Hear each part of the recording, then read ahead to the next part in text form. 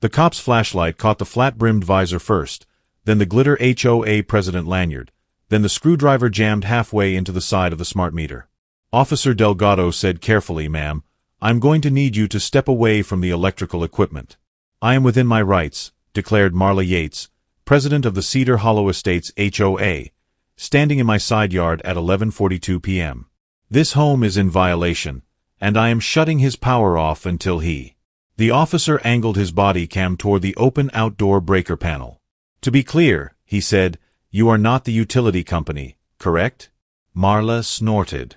"The HOA has higher authority than the—" From the driveway, I raised my hand, phone still recording. Actual homeowner here. Also the guy whose power you're trying to murder." Behind me, the smart meter's digital display blinked a red warning. Tamper alert, site locked, utility notified. The second patrol car pulled up, lights off but clearly called in a hurry. The power company rep in a reflective vest hopped out, took one look at Marla, and sighed. "So," he said, "this is the lady who tried to bypass my meter?" 6 weeks earlier, my life was aggressively uneventful. I was 38, a software engineer who worked from home, and the kind of person whose idea of spicy rebellion was ordering 2 different cheeses on a burger. I'd bought the slightly older house at the edge of Cedar Hollow Estates specifically because it had a big tree in the backyard, a tiny workshop shed, and no shared walls with anyone who could complain about the sound of power tools at 2 p.m. I liked order, quiet, and things that plugged into surge protectors. I wasn't antisocial. I just preferred neighbors who waved from a distance and didn't know my favorite programming language. Cedar Hollow came with an HOA, but my realtor had waved a hand at it.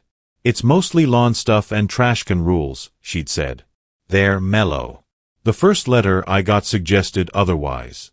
"Dear resident, your recent installation of solar panels and non-standard smart thermostat devices must be approved by the Cedar Hollow Architectural Review Committee. Please submit Forms 7A through 7C within 10 days. I blinked at the envelope. I hadn't installed solar panels. Or a thermostat. The utility had just swapped my old analog meter for a shiny new smart one, and I'd said, "Neat," and went back inside. At the bottom of the letter was a loopy signature. Marla Yates, President, Cedar Hollow Estates HOA. I shrugged it off as an overzealous welcome packet. Then I met Marla in person when I forgot to pull my trash can in before 8 a.m. on a Thursday. She appeared in my driveway like she'd risen through the asphalt itself. Pastel cardigan, clipboard, expression set to permanent disapproval. "Mr. Lang," she asked, though my name was printed on the mailbox she was staring at. "Yeah. You're in violation of Rule 4-C. She pointed at my still full trash can. "Curb containers must be removed from view within 3 hours of collection, not 4.5. I checked my watch. It was 8:12. "Okay," I said. "Sorry." She clicked her pen. "I'll be issuing a warning. Also, we need to talk about that smart meter." I quickly learned that to Marla, the smart meter was not a piece of utility hardware. It was a personal insult. "Those things broadcast ugly radiation," she said at the next friendly chat in my driveway. "This is a family community." I, who had once written code for an Internet of Things thermostat company, opened my mouth to explain the difference between Wi-Fi and horror movie microwave beams, then closed it. "It belongs to the utility," I said instead. "They installed it. I don't control it." Marla waved that away. "Everything visible from the street falls under HOA purview." Her efforts ramped up. I got a notice claiming my meter housing was unapproved because it was gray, not HOA sandstone. It was the original factory color. A safety committee report appeared on my door, accusing my breaker box of presenting a hazard to neighborhood children. The breaker box was locked and on the side of my house behind a gate. Someone slipped a printout into my mailbox, a grainy blog post about smart meters causing migraines, insomnia, and moral decline. The URL was highlighted. The author was also named M. Yates. I ignored most of it. I paid my dues, mowed my lawn, and did everything short of baptizing my trash cans. Then came the power event. It was a Saturday afternoon. I was running my 3D printer and air conditioning when, for 15 seconds, the power flickered off and on. Annoying, but whatever. Summer grid issues happen. That evening, Marla posted on the Cedar Hollow Facebook group, "If your lights flickered today, it's because certain residents insist on installing hacker devices on their homes. I will be addressing this." Comments flooded in. Some residents blamed crypto mining. Others blamed 5G because it's a day ending in Y. I muted the thread and went back to gaming. A week later, I came home to find Marla and 2 board members in my side yard, peering at my breaker box. I stepped out onto the porch. "Can I help you? Also, why are you touching my house?" "We are conducting an inspection," Marla said briskly. "Your equipment is not up to community standards."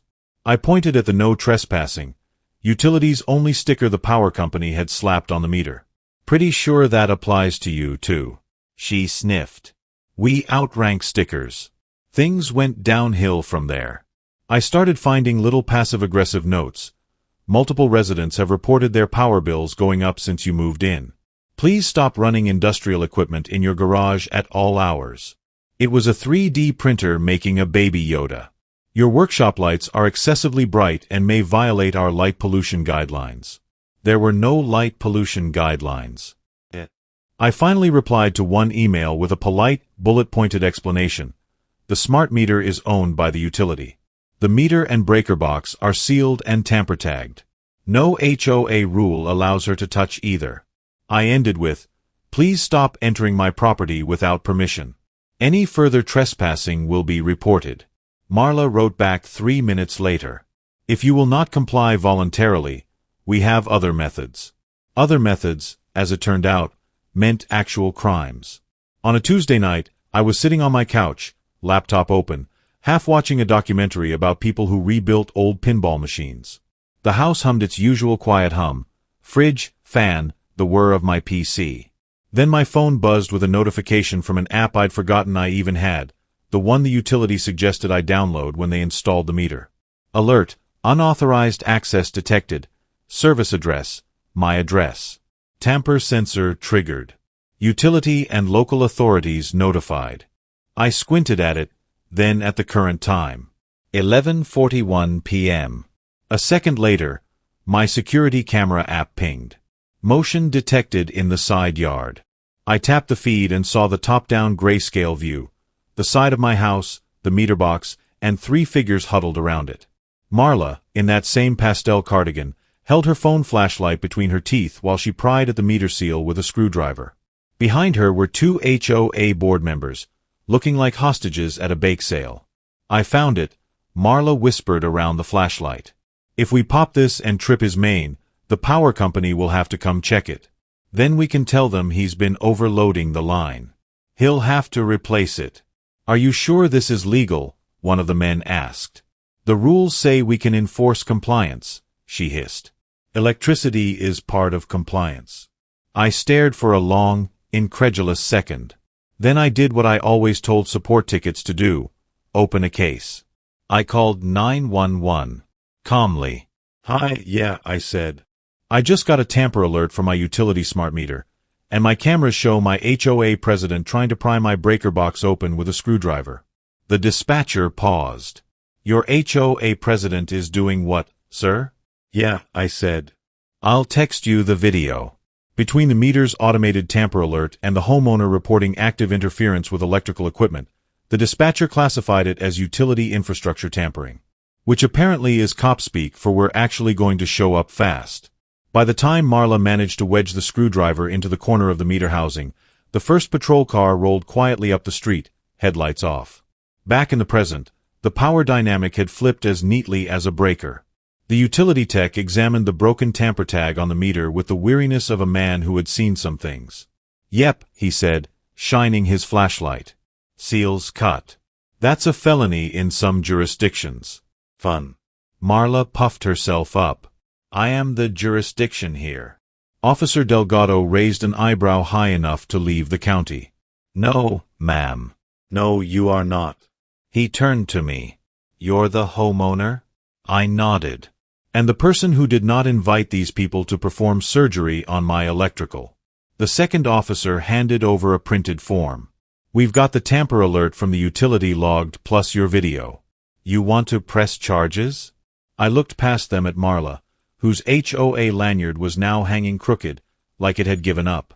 Her two backup board members had quietly started stepping away from the scene, suddenly fascinated by the grass. I thought about the trashcan lectures, the Facebook posts, the surprise inspections, the way she'd turned a utility upgrade into a witch hunt. Yeah, I said. I do.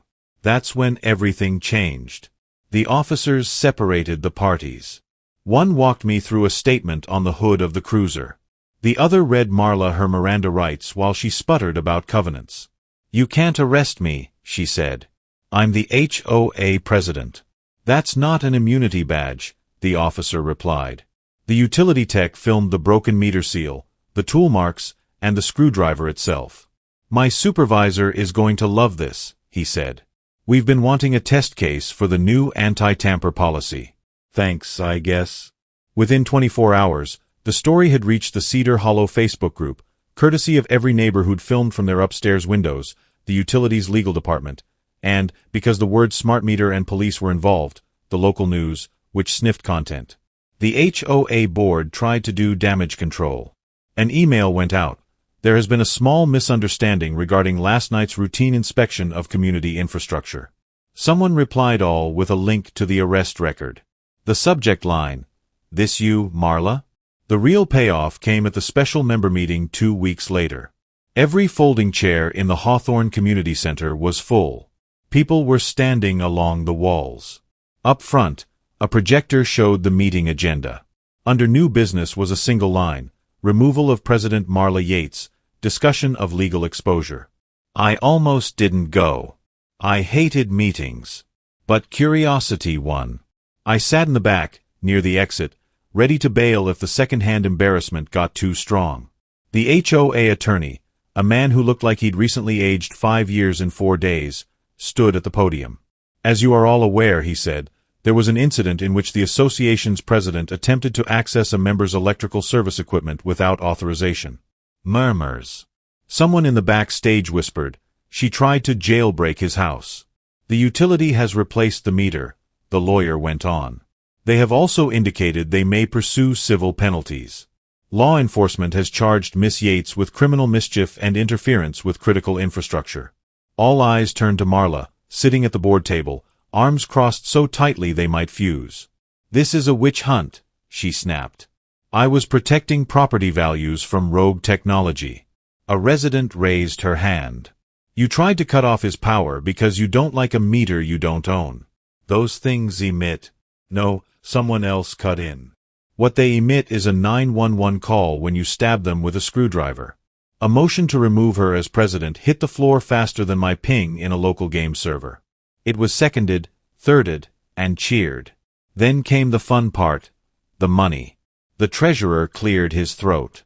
Due to legal costs, potential settlements with the utility, and increased liability insurance premiums, we are facing a budget shortfall. How much? Someone asked. He winced. We're looking at a special assessment of $850 per household. The crowd turned. At Marla. I watched the shift happen, all that righteous HOA energy, normally aimed at lawn heights and mailbox colors, concentrating on the person who had made their wallets thinner. In the back, my phone buzzed with an email from the utility. Mr. Lang, we appreciate your prompt reporting. As a courtesy, we have credited your account for the service disruption and tamper investigation. Please do not hesitate to contact us if the HOA attempts to access your equipment again. I smiled. For once, being the guy with the weird tech had paid off. In the weeks that followed, Cedar Hollow Estates went through a personality change. The board voted to remove Marla from the presidency and bar her from any leadership position for 10 years. They adopted a new rule. HOA officers may not interact with utility-owned equipment under any circumstances. They named it the Marla Clause. They required board members to attend a basic What Property Law Actually Is seminar. Marla's criminal case didn't land her in orange, but it landed her with a year of probation, a fine, and mandatory community service. The judge, rumored to live in a neighborhood with its own overbearing HOA, had not been amused. Her assigned service? She now spent 2 Saturdays a month in a reflective vest at the County Energy Conservation Fair handing out brochures about respecting utility infrastructure and standing next to a demo smart meter. I walked by once, purely by coincidence, totally not because my friend texted you have to see this. Our eyes met. I lifted my reusable tote bag. Hey, I said. Nice meter. She made a noise somewhere between a groan and a hiss and turned away to hand a brochure to a toddler. Back in Cedar Hollow, the HOA took a long, hard look at itself. The new board sent me a letter. No threats, no fines, just actual paper humility. Dear Mr. Lang, we apologize for the previous president's actions and any distress caused. We acknowledge the HOA has no authority over your meter, breaker box, or any utility infrastructure. We will not enter your property without permission again. There was a $100 credit on my next due statement labeled Goodwill Adjustment, Legal Fallout. I installed a little sign under my meter. Smart meter, do not tamper. It calls the cops faster than I do. My neighbor across the street laughed and asked where I got it. Within a month, 3 other houses had similar signs, some with more creative language. Life settled back into its comfortable, quiet routine. I coded, printed plastic dragons, and occasionally watched my cameras for raccoons instead of rogue HOA presidents. The moral? If you treat rules enforcement like a personality, you might forget which things you actually own. HOAs can complain about lawn heights, fence types, and seasonal inflatables, but the second you start treating a smart meter like a light switch you get to flip for fun, don't be surprised when it flips something back. The police report.